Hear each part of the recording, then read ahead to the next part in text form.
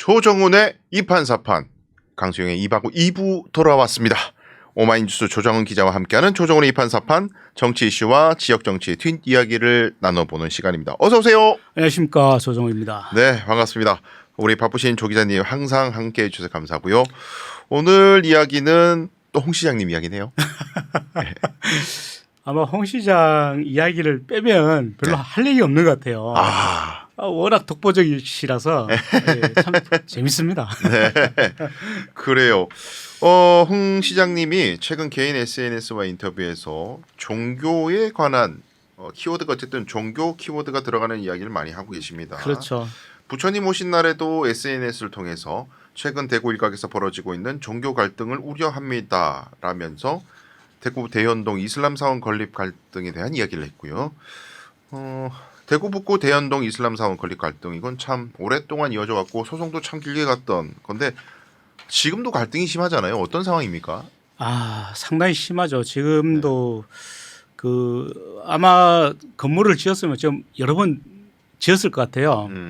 그런데 이게 참 쉽지가 않은 게 이제 처음 시작된 게 경북대 북문 인근에 있는 그 마을 한가운데 이슬람 사원을 지으려고 이제 시작을 한 거죠. 네. 그때 북구청이 허가를 내줍니다. 허가를 내줬는데 그리고 이제 건물이 순조롭게 지금 지어지고 있었어요. 지어지고 있었는데 이제 골조가 올라가고 뼈대가 이렇게 만들어지기 시작을 하니까 주민들이 갑자기 반대를 하기 시작합니다. 반대를 하면서 이슬람 사원이 이제 생기게 되면 뭐 냄새가 나고 또 이슬람인들이 모여들게 되면은 위험하다. 그래서 북구청에서 이걸 허가를 취소를 해줘야 된다라면서 그때 당시 한 1,500명인가요? 이제 탄원서를 받아요. 350명원의 탄원서를 받아서 북구청이 제출을 합니다. 네. 제출을 하니까 북구청에서는 그럼 주민들이 그런 탄원서를 제출을 하더라도 최소한 이 내용이 맞는지를 검토를 하고 진행을 해야 되잖아요. 그런데 탄원서를 받자마자 그날 바로 공사 중지 명령을 신청하게 됩니다. 그래서 이게 21년도인가요?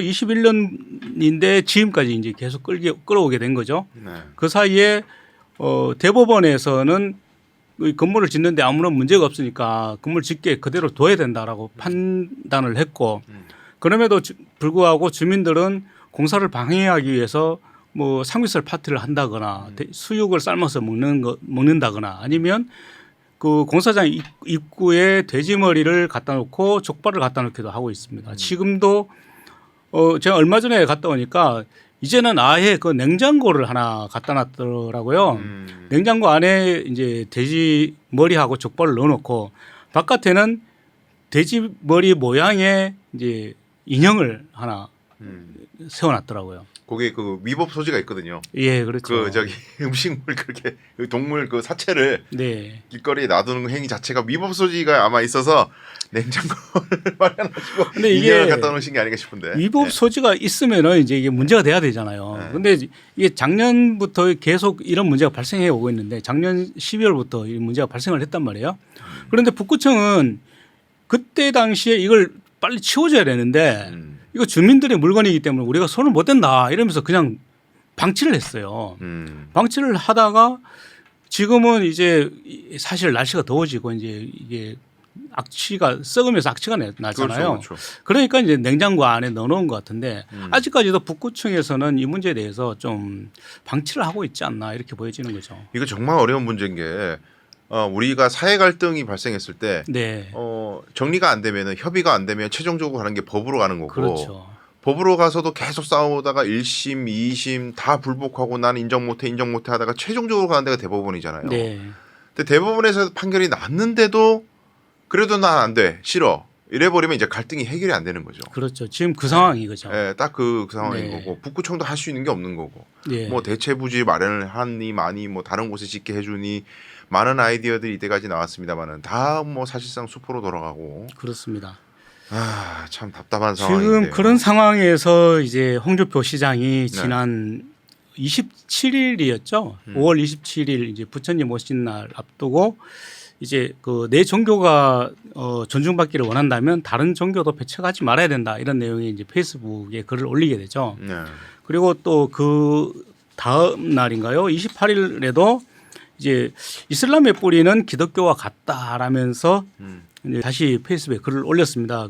그래서 구약 성서는 같고 신약 성서부터 달라진다.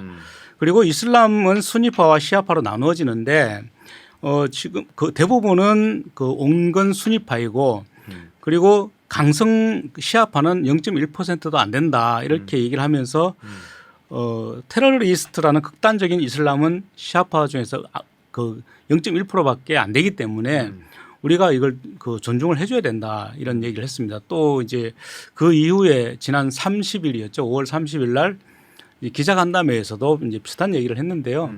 뭐 자기가 알아보니까 주민들이 시끄러워해서 반대하는 것 같다. 그렇다면 그 사원 주변에 방음벽을 치면 되지 않느냐 뭐 이런 얘기까지 했죠. 뭐 모르겠습니다. 저는 이제 개신교인이다 보니까 이제 어떤 분위기로 이제 이거에 대한 문제 제기, 특히 대구 기독교계에서 강력하게 반발하고 있는 부분들이 어떤 부분인지 포인트가 있습니다만은 어쨌든 이제 홍 시장님의 발언이 오늘 이제 이야기거리니까 홍 시장님의 발언은 언제나 정치적 파장이 크고 네, 그렇죠. 많은 시끄러운 뒷이야기를 남긴답니다만은 저는 절대 홍 시장님이 심심해서 그런 얘기 하시는 분은 아니라고 생각하거든요. 그렇죠. 네. 뭔가 하여간 정치적 셈법과 노림수가 철저하게 있다고 저는 생각을 하는데 홍 시장님 어쨌든 종교에 대한 언급이 이뿐만이 아니고 또 있었다고요.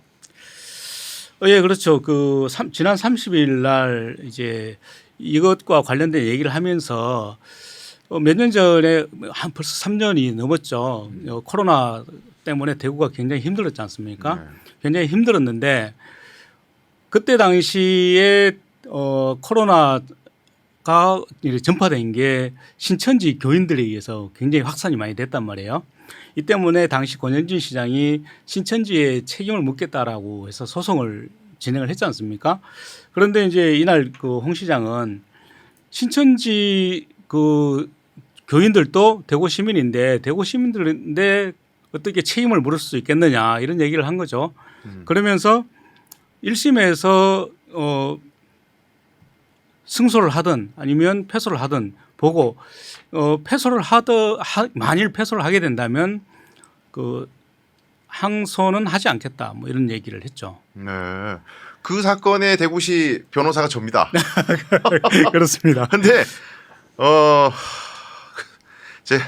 하여튼 길게 얘기하면 안 돼요. 저도 이제 예민한 위치에 있고 항상 시청에서 전화를 받을 수 있는 입장이기 때문에 근데 서운합니다. 솔직히 이렇게 말씀하시는 거는 좀 서운하고요. 진짜 열심히 나름대로 고민 많이 하고 마음고생도 많이 하고 몸고생도 많이 했는데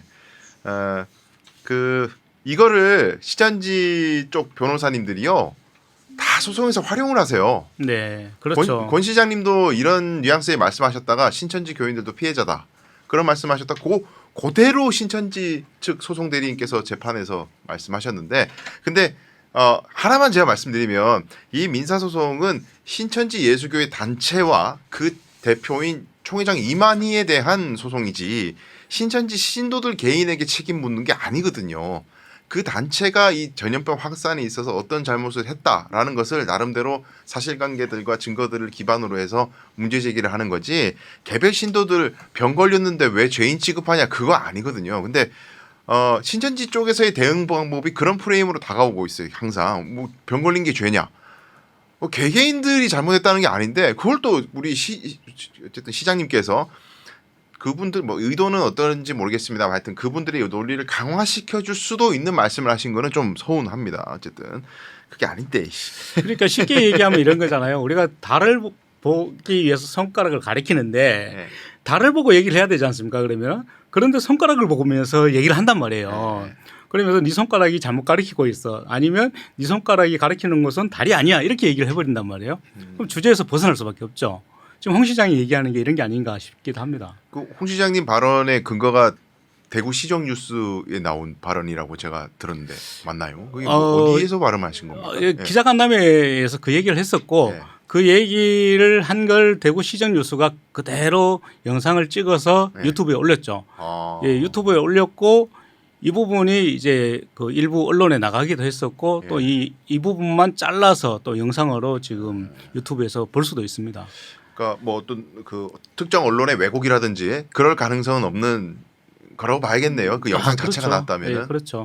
예. 뭐 알겠습니다. 저도 그때 당시에 옆에 있었기 때문에 계셨어요, 기자님도? 예, 같이 이제 기자간담회에서 같이 얘기를 했었거든요. 예. 네. 그랬군요. 자, 그러면 홍 시장님의 이 이슬람교에 관한 발언 또 이 신천지 손해배상 소송에 대한 발언 이후 반응이 좀 어땠습니까? 반응은 일단은 그 일부 정치권 그리고 이슬람 사원을 지어야 된다라고 찬성하는 쪽에서는 이제 그 환영하는 입장을 내놓고 있고 또 반대로 그 이슬람 사원 건축을 반대하는 주민들이나 일부 기독교 단체에서는 좀 홍 시장에게 강하게 좀 비판을 하고 있습니다. 뭐 좀 소개를 좀 해드리면은요. 네. 뭐 정의당 대구시당 같은 경우는 이제 홍 시장의 그 입장을 그 환영한다. 그렇지만 말로만 할 게 아니라 적극적인 행정으로 좀 해달라 이렇게 얘기를 하고 있고요. 그리고 이슬람 사원 그 건축을 위한 이제 시민사회단체 쪽에서도 이제 홍 시장의 발언을 적극적으로 환영한다. 그러면서 지금 갈등 상황을 홍 시장이 적극 나서달라 이렇게 얘기를 하고 있습니다. 네. 근데 이제 대연동 이슬람 사원 건립 문제 같은 경우에는 제가 홍 시장님에게 그러니까 시에서 좀 나서야 된다. 시가 뭔가 문제 해결을 위해서 노력해야 된다. 이런 문제제기나 지적은 아주 예전부터 계속 그렇죠. 있어왔던 예, 건데 예. 제 기억에는 시의 공식적인 개입이나 이런 것들은 최소화되었던 것 같고 네, 그렇죠. 북구청에서 결자 해지해야 된다. 네. 허가를 내준 양반들이 북구청인데 그럼 당신들이 해결 잘 해야지. 그래서 뒷방에 앉아가지고 약간 훈수 두듯이 아유 북구청장 뭐 하는 사람이야. 약간 이런 느낌의 네. 그 뉘앙스를 많이 받았거든요. 홍 시장님도 이번에도 약간 원론적인 말씀처럼 보이는데 그렇죠. 이번에도 네. 마찬가지였습니다. 사실은 이제 이 질문을 제가 했었기 때문에 그러셨어요? 아주 네. 제가 생생하게 기억을 하는데 네. 어쨌든 지금 북구청에서는 지금 어떻게 할 수 있는 상황이 아니고 결국은 대구시가 나설 수밖에 없지 않느냐라고 질문을 했거든요. 그러니까 홍 시장은 그 허가를 내준 데가 북구청이고 또 이미 대법원에서 판단을 했기 때문에 이거 북구청이 나서야 되지 우리가 나설 이유가 없다 이렇게 얘기를 했습니다. 그러면서 만일 북구청이 우리한테 좀 해결을 해달라고 도와달라고 요청이 온다면 그때 가서는 네. 일하고만 했습니다. 요청을 하면 네. 그럼 그렇죠. 지금까지는 요청을 안 했기 때문에 가만히 계셨다 이런 느낌으로. 홍 시장이 그 취임한 뒤로는 요청을 했는지 안 했는지는 모르겠지만 네. 그 전에는 이미 그 요청을 해서 대구시가 나서기도 했었거든요. 나서기도 했었는데 뭐 나섰다라고는 하지만 대구시는 좀 한 발 물러선 입장에서 이제 지켜보고 있었고 아직까지 적극적으로 대구시가 나서진 않았습니다. 예전에 권영진 시장 시절에도 이제 이 부분에 대해서 대구시가 나서겠다라고 말은 했었어요. 네. 그런데 뭐 적극적으로 나서지 않았었고 홍 시장 취임 이후에도 이 부분에 대해서 한번 나서겠다라고 얘기한 적이 있는 걸로 제가 기억을 하는데 그렇지만 대구시가 적극적으로 나선 적은 한 번도 없습니다. 이게 진짜 어려운 문제가요. 그 이슬람 사원 건립하면서 어쨌든 땅을 돈을 주고 샀고 그렇죠. 건축비를 들여가지고 건축을 올렸고 네. 법원 재판까지 수송 비용 다 들여가지고 소송해서 이겨서 공사 진행하는데 법적으로는 아무 문제가 없는데 주민들이 막으면 네. 예를 들어서 북구청이 됐든 대구시가 됐든 이슬람 사원 거기 말고 좀 다른 데서 지으면 안 될까요? 싫어요. 나 땅 다 샀는데 내 돈 들여서 이거 나 돈 그럼 누가 대구시가 돈 줄 거예요? 혹은 뭐 건축비 이거 어떡하냐? 이중으로 들어가는 건축비 누가 줄 거냐? 뭐 그런 문제도 있고 네. 지금 그 이슬람 사원을 짓고자 하는 그 이슬람 쪽에서는 어떻게 얘기를 하냐면은 학교 안에서 지금 그 사원을 지을 수가 없으니 학교에서 이거 거의 대부분의 지금 이 이슬람 사원을 그 이용을 하려고 하는 사람들은 유학생들이거든요. 그렇죠. 지금 경북대의 유학생들이 한 200에서 250명 정도가 지금 이슬람 쪽에서 와 있는데 이 학생들은 수업 도중에도 잠깐 이거 쉬는 시간에 와서 기도를 하고 다시 돌아가서 수업을 받을 수 있도록 그래서 경북대에서 5분 거리 안에 있어야 된다라는 거죠. 그리고 지금 짓고자 하는 데는 이미 그 2014년부터 그곳을 자기들이 돈을 모아서 그 집을 샀어요. 사가지고 그곳을 기도원으로 쓰고 있다가 사람들이 늘어나게 되니까 이게 좁잖아요. 그래서 이제 사원을 짓자 이렇게 사원을 짓자라고 자기들끼리 의견을 모아서 그 집뿐만 아니라 그 옆집까지 사가지고 이렇게 사원을 지었거든요. 짓고 있는 상황이죠. 짓고 있는 상황이었는데 지금까지 주민들은 왜 하필 여기에서 지으려고 하느냐. 사방이 주택가인데 왜 하필 여기서 지으려고 하느냐라는 문제. 그다음에 이거는 종교 자유의 문제가 아니다. 즉 사원 위치가 주민들이 이제 건물이 올라가게 되면 주민들이 개인적인 이제 개인 보호 차원에서 문제가 생길 수 있다. 또 주변이 시끄럽다라거나 냄새가 난다. 뭐 이런 혐오적인 이야기를 했었거든요. 네. 그러면서 다른 데로 옮겨라라는 주장만 계속 해왔었고 또 이제 대구 북구청에서는 이제 마지막으로 이런 이야기를 했었습니다.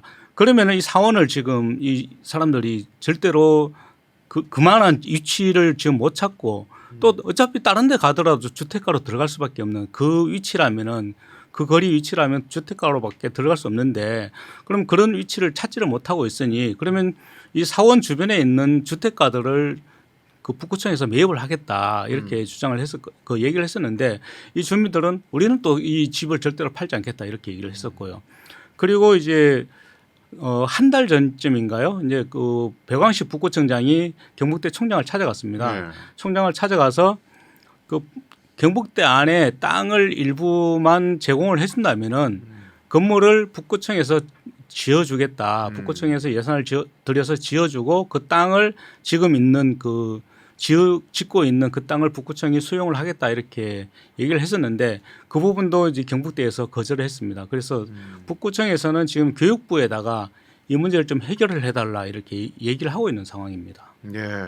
아마 어쨌든 어느 쪽으로 유도를 하려고 해도 양쪽 쪽 누군가는 격렬하게 반대할 그렇죠. 수밖에 없는 지금 예. 거의 사면초가에 휩싸여 있는 그런 상황인데 누가 옳은지 그른지를 떠나서 사회적 갈등을 풀어나가는 어떤 프로세스와 과정 이것이 무너져 있는 모습을 본다 그런 생각이 들어요. 문제는 언제든지 생길 수 있고 사회적 갈등은 언제든 발생할 수 있는데 그걸 해결하기 위한 법도 있고 소송 절차도 있고 여러 가지 과정들 네. 지자체의 여러 가지 뭐 간담회가 됐든 뭐가 됐든 절차들이 나름대로 마련되어 있는 민주국가에서 끝까지 갈등이 해결이 안 되고 누구 하나 완전히 포기할 때까지는 끝나지 않는 그런 대치 정국으로 간다는 것이 지금 예. 시간도 꽤 많이 지났는데도 그런 그래서 것들이 좀 초기에 슬프네요. 대응을 이제 그 관에서 빨리 했어야 되는데 북구청이 초기 대응을 제대로 못한 부분이 있고 북구청이 제대로 그 초기 대응을 못했다면은 대구시가 나서줘야 되는데 대구시는 또 수수방관한 게 있었죠.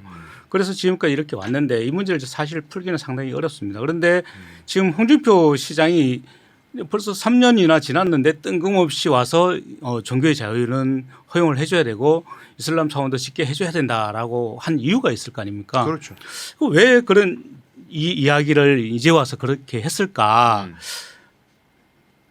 지금 어떤 사람들은 이제 이미 대법원 판결도 다 났고 또 지금 여기서 뭐 홍준표 시장이 뭐 지어라 마라 한다고 해서 안 지어질 것도 아니고 하니까 홍준표 시장 좀 자유롭기 때문에 발언을 한 게 아니냐 이렇게 얘기하는 사람들도 있고 또 어떤 사람들은 뭐 홍준표 시장이 다음 대선에 나가기 위해서 정치적 포석 아니냐 이렇게 얘기하는 사람들도 있습니다. 표 좀 받아가려고. 네, 그렇죠. 네. 그렇죠. 그런데 이제 제가 봤을 때는 홍 시장이 그 5월 달에 두바이하고 홍콩하고 그다음에 말레이시아를 다녀왔어요. 그때 다녀오면서 홍 시장의 구상은 지금 대구 그 신공항을 지금 군의의성에 짓고 신공항 후적지를 지금 홍 시장 입장에서는 두바이처럼 개발을 하겠다라고 얘기를 하고 있거든요. 그런데 이 양쪽을 다 개발을 하기 위해서는 지금 최소한 25조에서 30조 정도의 예산이 들어가야 되는 상황입니다.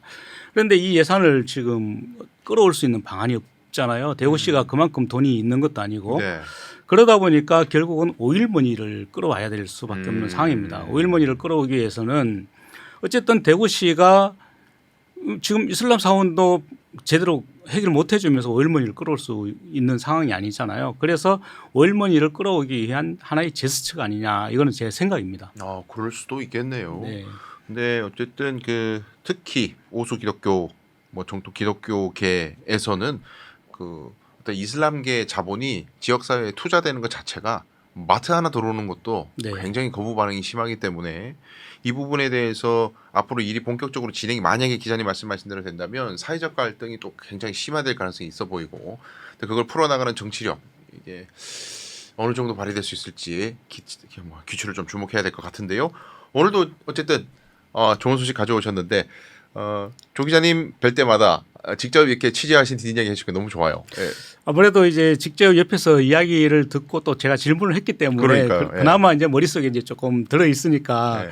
뭐 전에 듣고 이야기하는 것보다는 조금 그 생동감 있게 말씀을 드릴 수 있는데요. 그렇죠. 어쨌든 재미가 있어야 되는데. 항상 재밌어요. 늘 네. 재밌습니다. 우리 홍 시장님과 격이 없이 그래도 대화를 하실 수 있는 엘리베이터에서 툭툭 이렇게 말도 건넬 수 있는 예, 그런 사이시잖아요. 아직까지는 예, 아직까지는 뭐 제가 예. 취재를 하면서 예. 그 홍 시장이 이제 저한테 한 얘기는 예. 뭐 자기와는 좀 사상이 다르지만 예. 그래도 그 팩트는 제대로 썼다 이런 얘기를 하더라고요. 아유, 앞으로도 좋은 소식 많이 전달해 주실 것을 알겠습니다. 기대하겠습니다.